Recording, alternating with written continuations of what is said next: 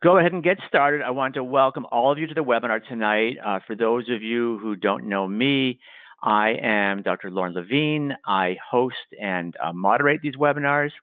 As usual, we got a great turnout, close to 200 people that are registered.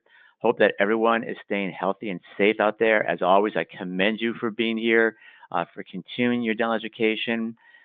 I'm only going to speak for a couple of minutes. I want to make sure that Jeremy can speak for as long as he needs. I know that tonight's webinar is probably a little on the shorter side, so it's going to be short and sweet and to the point, which is what we really want our webinars to be. But that being the case, we always make sure that we leave time for questions at the end. We don't do verbal questions when we have 200 or 300 people on a call. All of you on your screen have a GoToWebinar control panel. You just type in your questions as you think about them. Feel free to ask them throughout the lecture. I don't typically interrupt the speaker until they're done. In the next couple of days, look for a few things. First off, I am recording the webinar as we do for all the webinars. You will get an email link to download the recording at your, you can go ahead and watch it at your convenience. So don't worry if you gotta take a call, the kids are screaming, whatever, you're not gonna miss anything. During the webinar, Jeremy is going to show some of the products and systems that he's been recommending, which are exclusive to Tuxedo Imaging. I want to thank them for their sponsorship of the webinars. They're the ones that bring in our great speakers. They are the ones that put together the content and I work with them to make sure that we can provide CE. I'll be handling the CE tonight. I always get a ton of questions after my webinars about CE. So I'm going to try to mention it a couple times this evening. The basic rule of thumb is enjoy the webinar, do nothing, and you'll get CE. That's it. There's no registration or quiz or test, anything like that at the end.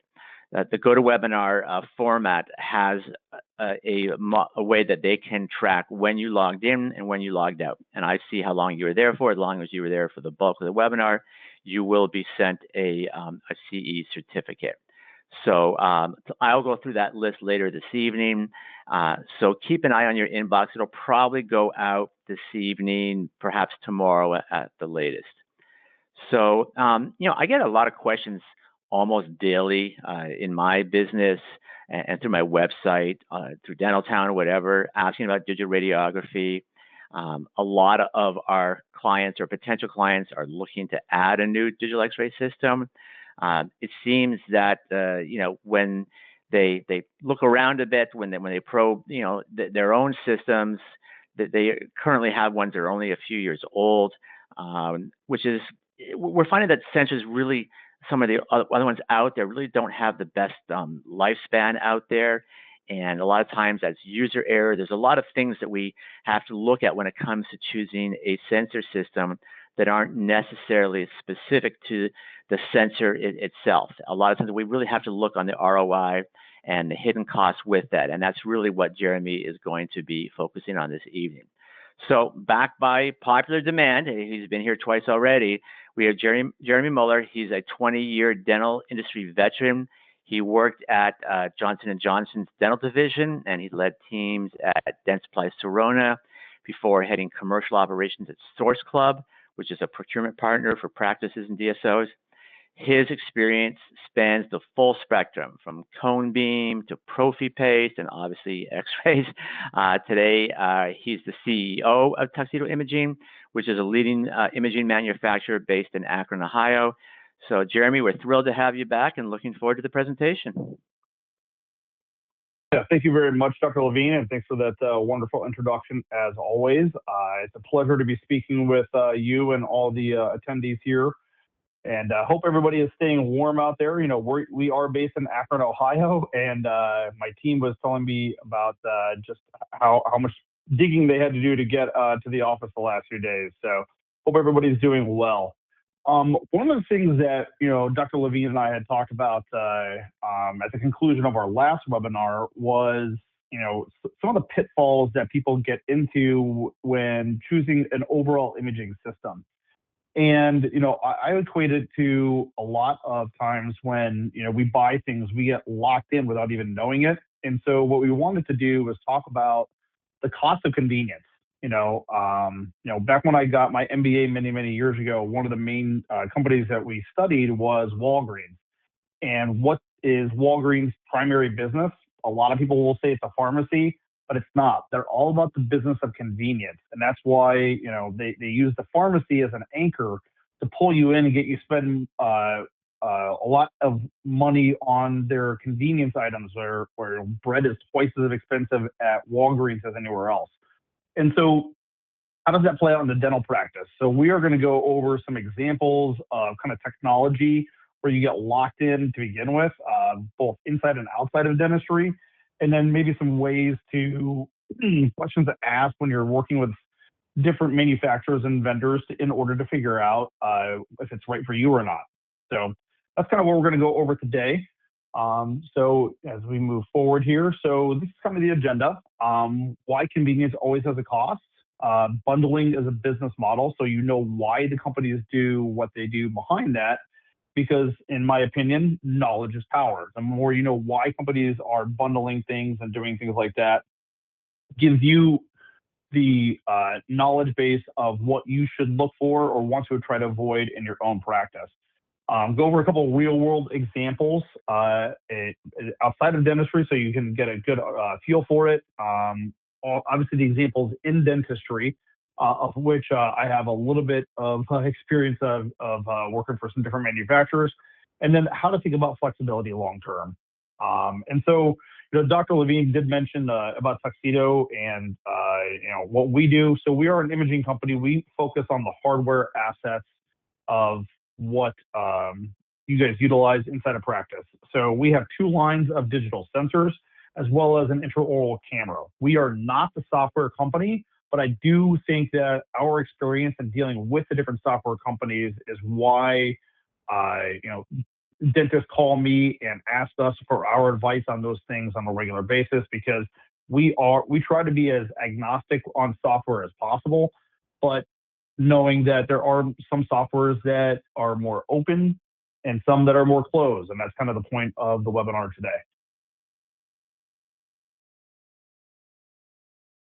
So as we look forward, generalized question. It's kind of rhetorical. Have you ever felt locked into a technology company? I know I have, whether it's my TV and my soundbar and my formerly Blu-ray player, of all being locked in together, of Samsung, so that my remote would work on every single one of those, to probably the best example that we can utilize these days, which is Apple. I think, if you look at worldwide cell phone usage, Android is by far the leader in the rest of the world, but Americans, we like our convenience. I think it's well over 70 to 75% of all cell phone usage in the United States is an Apple product, as opposed to Android, which is by far the dominant one in the rest of the world.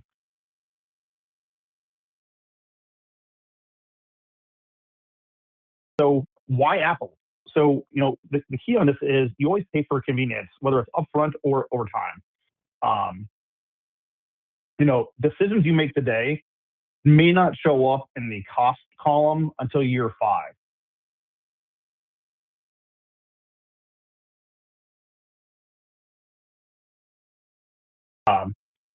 Sorry. And then this is where, why does it work? Because they have a best-in-class user experience, right? My wife loves the fact that she can take her photos and pull it up on her Mac, and it's all seamlessly and works together. It's a seamless ecosystem between the iPhone, the iPad, the Mac, the AirPods, and all the software behind it. And this engenders great customer loyalty, right? There's a reason why Apple puts a sticker in every single one of those products, because people like to put their little Apple stickers around and prove that they're an Apple customer and they have that heart loyalty, right? And so, but this is where they tie you in, right? They lock you in. You are tied to them for life for the most part. And so this is the key part of what we're talking about. The more things that they can bolt on to this system, the harder it is for you to ever leave.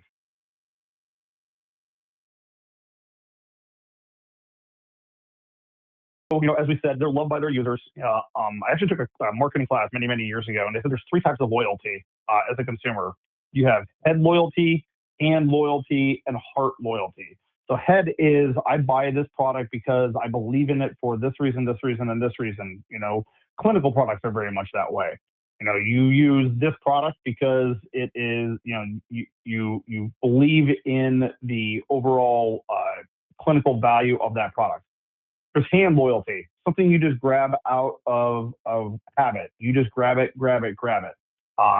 Head loyalty can often turn into hand loyalty, right? Like say you're buying a new bonding agent. Let's say you're switching from Scotch Bond to Prime Bond Elect or Prime Bond Elect to OptiBond or whatever it is.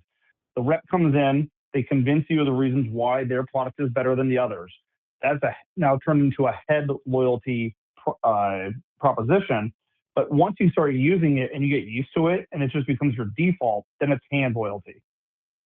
Heart loyalty is different. Heart loyalty means I love this product. I love this company. I love everything about it. And that's what Apple is. They are probably the definition of heart loyalty on that. And it's because they deliver a best-in-class experience, right? Once again, it goes from the phone to the iPad to the computer very, very well. And then, all this has led to them to being one of the most profitable companies in history because you are locked in and they're going to charge you a premium experience. One of the examples, I have a dentist friend who I was talking with him one time about AirPods versus, other knockoff versions and all that. And he mentioned that he had a graveyard full of knockoff AirPods because he kept trying to buy, $30, $40, $50 versions before he just broke down and bought the new AirPod Pros for $200, right? So we can try and do something a little bit different inside the ecosystem, but many times it will come back and bite you, and so you still end up getting pulled back into it then. And so this is probably the primary example of what how convenience turns into a locked-in system that makes you hard for you to try and break out of. So there's a trade-off here, right? So the trade-off is it's conveniency versus flexibility, and also behind that though, when you're paying for convenience, you're going to pay a premium. As you look at Apple products. Once again, the AirPods, at $200 versus the knockoff version of $50. If it would work in your ecosystem, that would be a whole lot easier for you. And then the real key, though, is that switching away becomes much harder the longer you've been with it. I think my wife pays an extra $10 a month for Apple storage because she has thousands and thousands and thousands of photos that are locked into that system. And so how would we ever get away from that? We would have to go buy, a gigantic hard drive to move all that stuff over. And then how do you even get access to that? You can move it over, but then how are you going to try to find those later? So the more convenient it is, the more you're going to pay and the harder it is to change over time.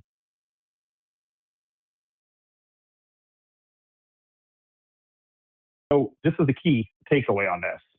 Bundling things together trades flexibility for convenience, and it works well until you want to do any sort of change whatsoever. And actually, I use a movie example here because of the fact that, when I first got my iPhone and my iPad, Apple was really smart. This is before everybody just did everything streaming. You would go to the Apple store and it would have a $1.99 movie. So shoot, I'll buy a movie for $1.99.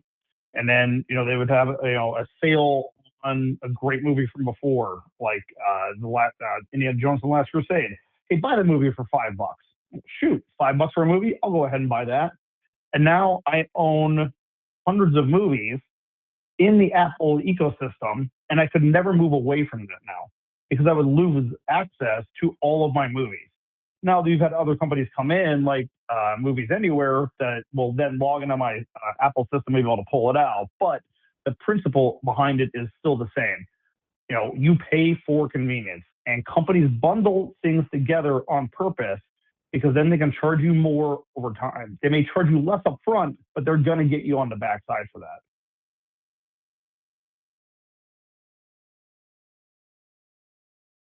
So that's what I was mentioning before. So the photos are locked in. All of your messages, all the notes inside your operating system are locked in as well. Hold on, maybe I clear my throat. Sorry. Okay. And so everything gets locked in together. And so this is from another one of my favorite movies, The Princess Bride. Leaving becomes expensive. Don't even think about trying to escape once you've been locked into these systems for a long time.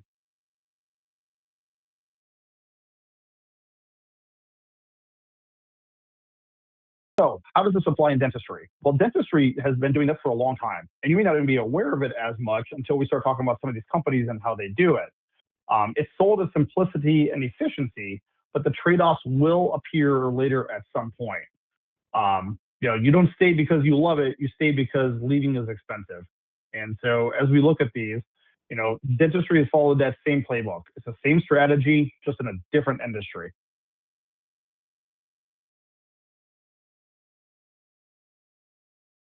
One of the best examples out there is CEREC. And I'm not sure how many of you have CERECs that are on the line, or the couple hundred of you that are on.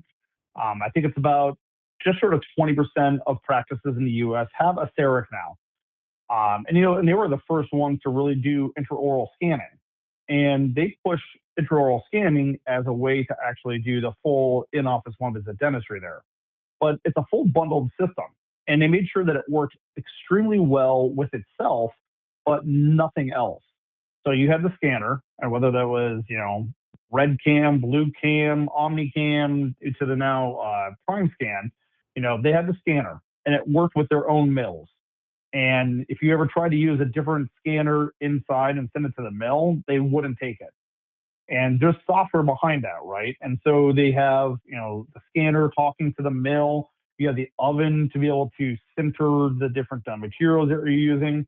CEREC really never got into the materials that much themselves, but they did tie in with Ivoclar and some of the other ones on that very, very well. And then when Dentsply and Sirona merged together, they did start having their own blocks and try to get you locked in on those, right? But the idea was from the scan until the mill, everything was optimized end to end. So it was one simple, complete ecosystem from end to end. And it worked. It worked really, really well. I think the last time I saw, though, a full system for a prime scan, a prime mill, and I forget the name of the oven, but all that together was about $180,000. Now, that's just the cost of the equipment. Then you have to add in the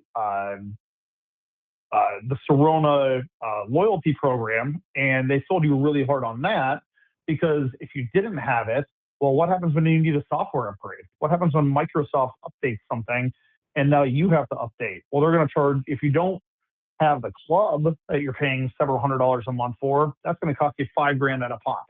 And they're not going to say how often those come. And let's say something breaks on the mill. Well, you have a warranty on it, but the warranty is way better when you have that club. So this is how they lock you in, right? It's the equipment, it's the software, and it's all these loyalty programs that you are locked in now.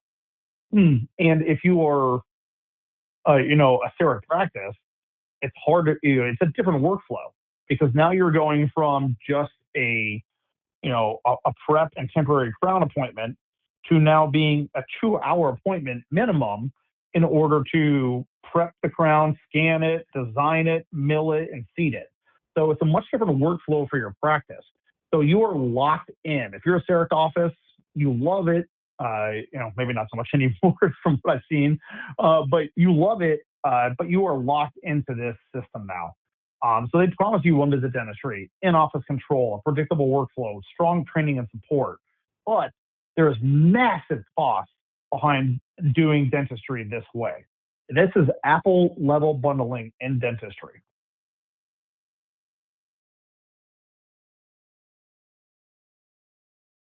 So what happened though?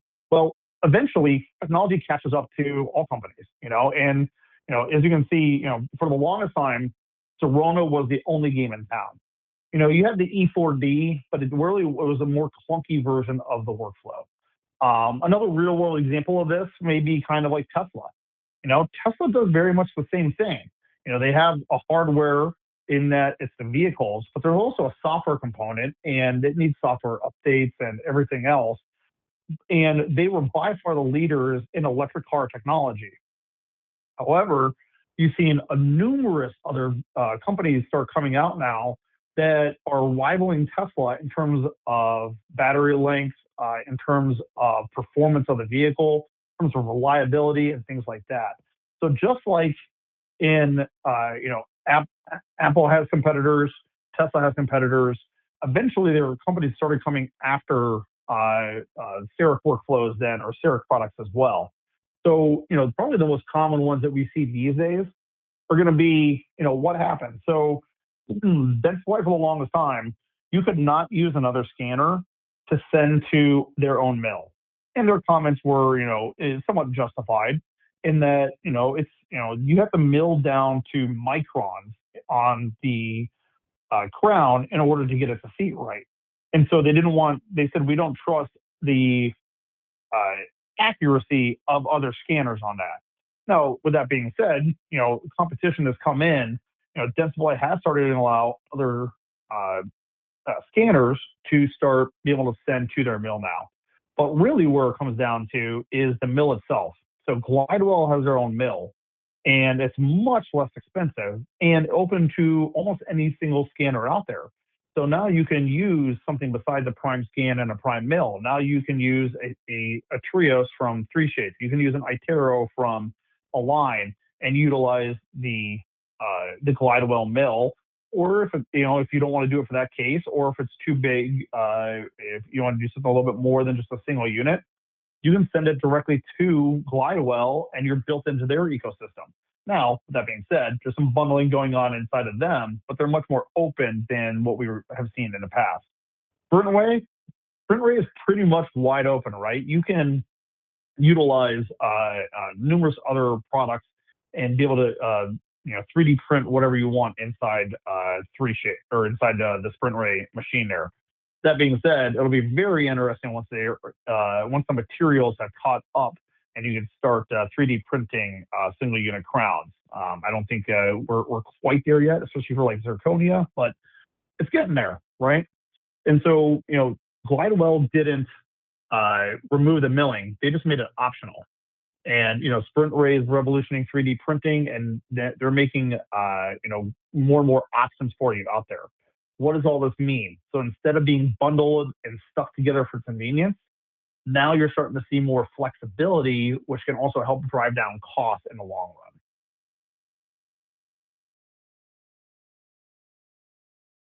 So why does optionality matter?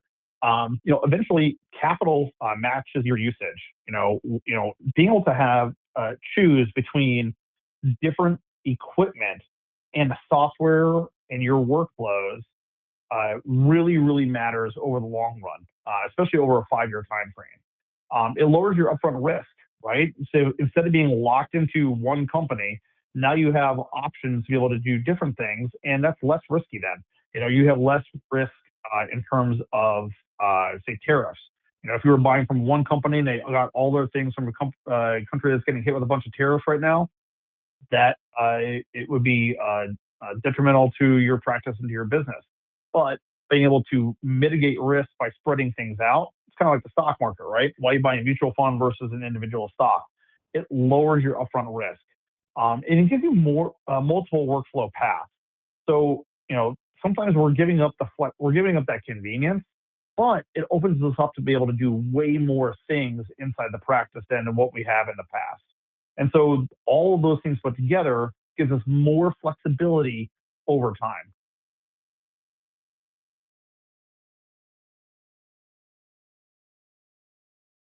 So just kind of reiterate these points.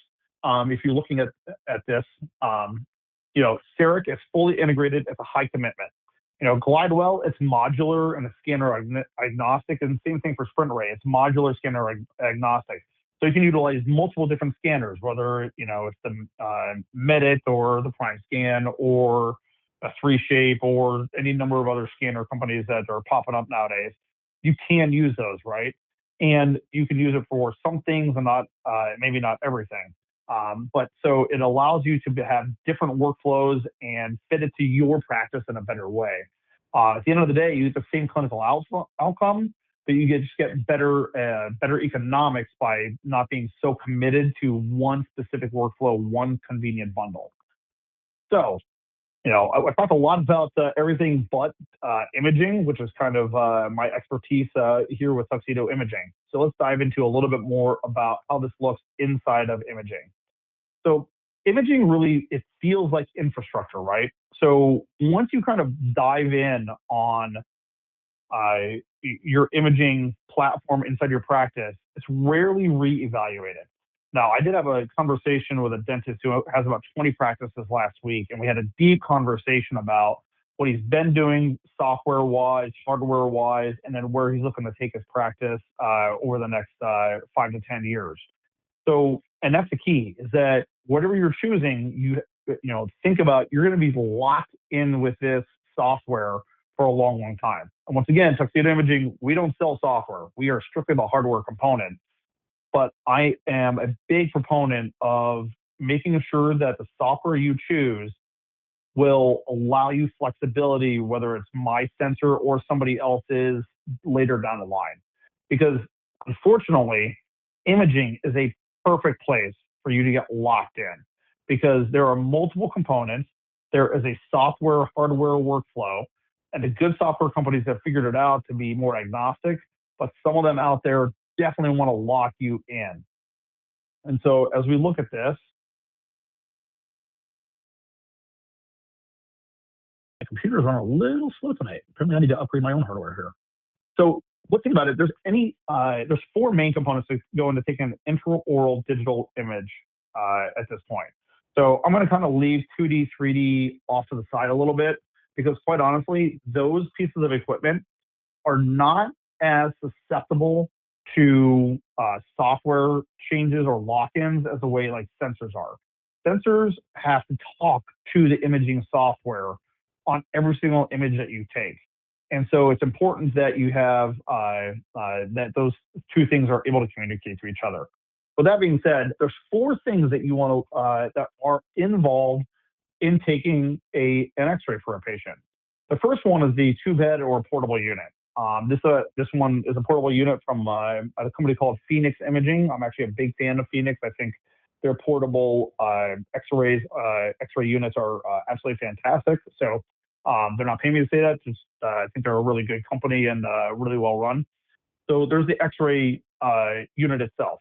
Then there is the sensor, right, of which receives the radiation and then sends that image into the workstation.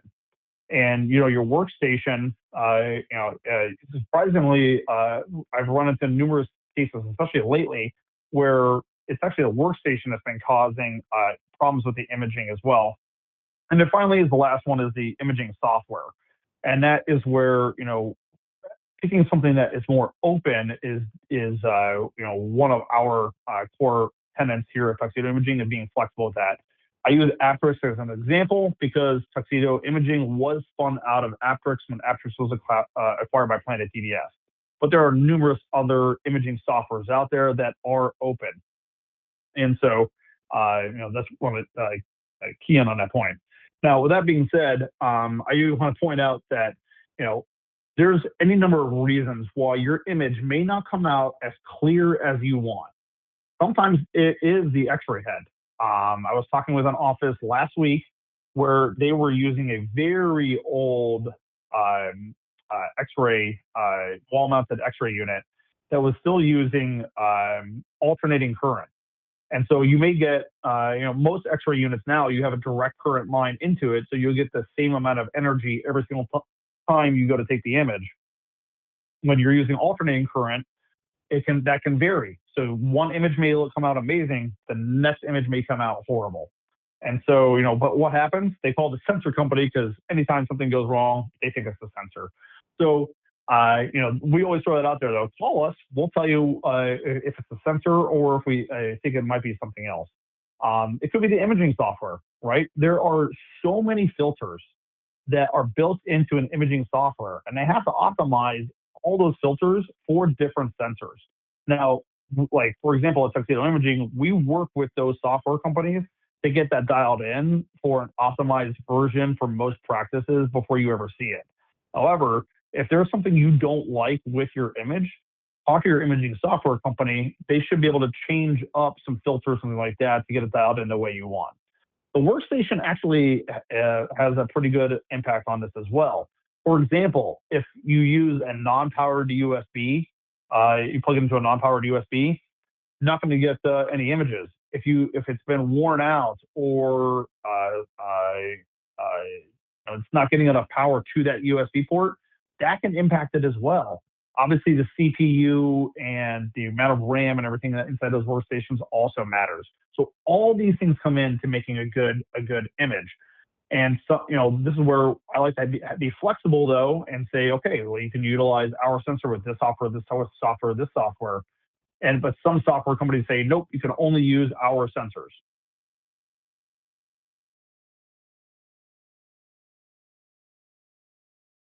The lock-in. So you'll see this often where the software is tied to the sensors themselves. Even some of the companies that are more open and say they're sensor agnostic still really push their own sensors and have made the filters, as I mentioned before, optimized for their own sensors, maybe not as optimized for third-party sensors out there. So, but the big culprits will actually lock out third-party sensors, or they will allow third-party sensors if you pay them a fee in order to do that. I kind of call that extortion. They just call it the cost of doing business. But then you're locked in and you're stuck with their specific ecosystem. The two big ones on this are two of the bigger ones out there, right? DEXIS, especially for private practices or general dentistry practices. DEXIS, Carestream, especially for oral surgery practices, very much locked in. DEXIS is the one that is by far the biggest example of this. I think it costs $3,000 to unlock their software to be able to use a third-party sensor. And even then, they don't usually allow direct integration.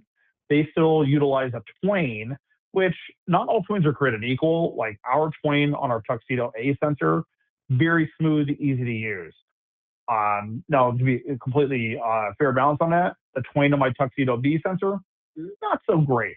So DEXIS does whatever they can to try and make sure that third-party sensors don't get the best look inside their overall system.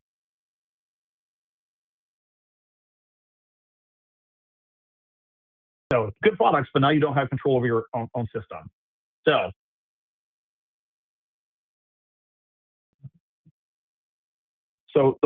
their plan, lock you in with imaging software, lock you in with their own sensors, have other approved hardware lists, usually their own 2D PANs or CBCTs, and then your support is tied to their ecosystem, which also, if you're trying to get a hold of someone, you are locked into them. And there's a good chance they're going to charge you for any support or extras on that.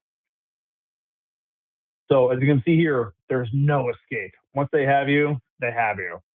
So the aftermath, you have forced additional capital spend, you have a higher lifetime cost, you have fewer pricing options, and you have locked in support fees, whether that is upfront or later down the line.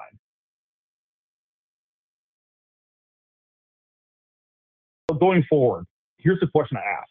Always ask yourself this whenever you're purchasing any sort of software or hardware along these lines. What keeps my options open 5 years from now? That's really where the rubber meets the road. Well, my answer, flexibility is an asset. More flexibility you have, the lower lifetime costs you're going to have. And when things change, you're more open then. You have more leverage, the more flexible you are. You can get longer equipment life and better control. But first thing first, people call. I've had numerous offices call me and ask if ask about buying the sensor, and when I ask what software they're using, they're like, "Oh, we haven't figured that out yet." And being the upfront, honest person I am, I tell them, you know what, you got to figure out your software first.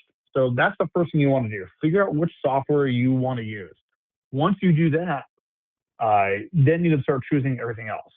My suggestion is to choose one that's open and doesn't require proprietary equipment.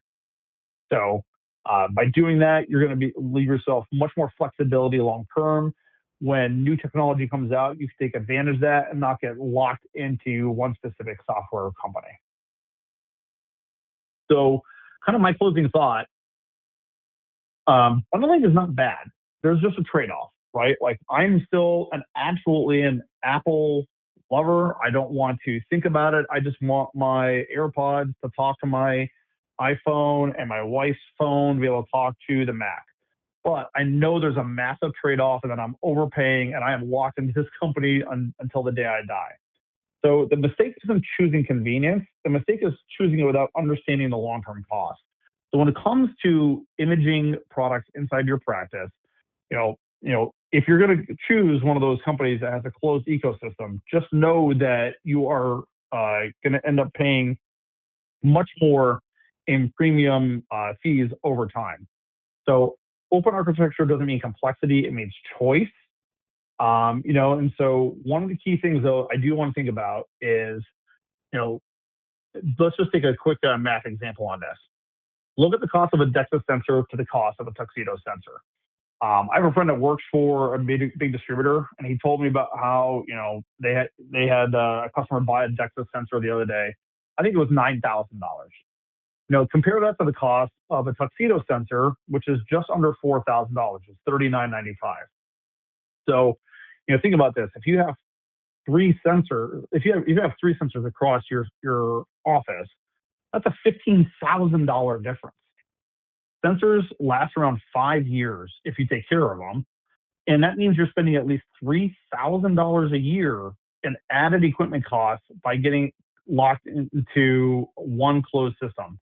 And that doesn't even include the service costs, the license agreements, the warranty deductibles, or any number of other items. Just $3,000 a year in added equipment costs by getting locked in. So as we finish up here tonight, just want to, once again, here at Tuxedo Imaging, we want to be as open and honest as possible. If you have questions about imaging or any number of other subjects, feel free to give me a shout. My direct line is right there. That is my cell phone. It is 630-650-6610. Feel free to call me anytime, and I will gladly walk you through your options in terms of sensors, software, or any number of other imaging questions you may have. If you do need a sensor, we do have obviously a great one. It actually has the equivalent of a DEXA sensor in terms of image quality at 20 line pairs per millimeter. And I think it was a previous webinar I went over what that was about. So, if you have questions about that, feel free to call me or look back at a past webinar that we did with the digital dentist. But we do have a sale going on our sensors for just under $3,700 a piece. So even that much less expensive. So with all that being said, I will pause to take a drink and see if there's any questions. So thank you. We appreciate it. I think there was some confusion. A couple of people asked about Aptrix. To my knowledge, and you let me know if this is wrong, you can no longer get the desktop version, correct? It's only the cloud version? Actually, once again, I am not the Aptrix salesperson, but they have been moving people towards their cloud-based version. However, they are still selling the on-premises XV Capture as well. Right, the capture module, yeah, but not the full version. And one thing I do know that's different, this answers your question, Brian. They, for a number of years after they made the switch, they were basically saying it's cloud version or bust, and we're no longer going to support the desktop people. A little while ago, it might be close to a year now, certainly just within the last few months, they have developed a new token system that does allow you to move your Aptrix installation to a new server. That was always the issue, is that anytime you moved to a new device, you needed a new registration code, which you couldn't get because it had to come directly to them. And that is no longer the case. You can get those codes through the token system. I have no idea what it costs, but compared to like trying to run your your software on a server 2008 or something like that, this is to me a far better option is to be able to move it. So yeah, just from my perspective and my conversations I've had with them a little bit, Dr. Levine, is that they were going to try to move everybody to 100% web-based XView Web, but that has not gone as planned, and so they are still, in terms of the capture, you're still capturing on premises and then doing whatever you want inside the web. And there is obviously the monthly fee associated with that, but yeah, and it depends on which version or which rebrand. I mean, they've had so many different people sell their software for them over time. So yeah, I don't think those can be updated. So I know some people had Prof. SUNY from SUNY, people had CliniView from Instrumentarium. I don't believe that applies to those versions. But I would certainly, if you are an Aptix user, whether it's a branded version or not, just call them up. They'll be able to tell you what your options are. Yep. So as a reminder to everyone, I know a few of you may have popped on a few minutes late. The webinar was recorded. I will send out a copy of that recording sometime in the probably the next few hours that you can download and watch it yourself. Also, as far as the CE credits, if you made it this far, you're definitely getting the CE credits. The CE, we track when you logged into the webinar and when you logged out. As long as you were here for the bulk of it, we're at about 40 to 45 minutes. So if you were here for at least half hour of that, you will get the CE. There's literally nothing that you need to do on your end. You don't need to register for the CE. There's no quiz or anything like that. I'll send it out. It's a Word document with a code, and then you can just send that off to your state dental society, and it'll be taken care of. So we don't have a whole ton of additional questions. I think, like I said at the beginning, this is one of those webinars that gets straight to the point and not a whole lot of fluff, and we appreciate that. But Jeremy, anything you'd like to say before we wrap it up for the night?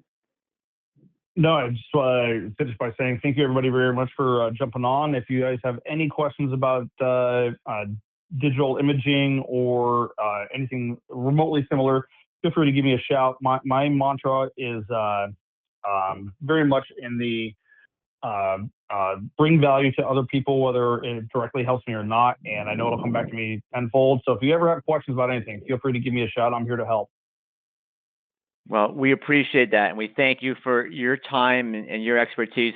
What I will say to everyone is we have a number of people that are using the Tuxedo sensors. They're very happy with the image quality, with the support that they're getting from Tuxedo Imaging, and of course the price is really hard to beat. Maybe you can find some cheap sensors from China or something like that don't have FDA approval that might be a little bit less than this, but it's at a really good price point, and that's a great combination. We have a sensor that can work with most image software that's out there, good cost, good support, good image quality. That's really what we're all looking for. So I would highly encourage you to scan in the QR codes. If you can't, don't have your phone in front of you now, when I send out the recording, you just fast forward to the end and you'll be able to pull up the codes. But the pricing there is very competitive, and I would highly recommend that you check it out if you're in the market for a new sensor.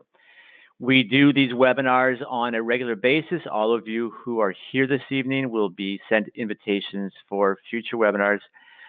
Thank you again, Jeremy, for joining us and sharing your expertise with us. Thanks to all of you for joining us tonight and spending your time with us. We know your time is valuable, and we try to provide great content, and that's easily digestible, and we'll continue to do this as long as people are showing up. So please stay healthy and safe out there, and we look forward to seeing you all for our next webinar. Good night, everyone.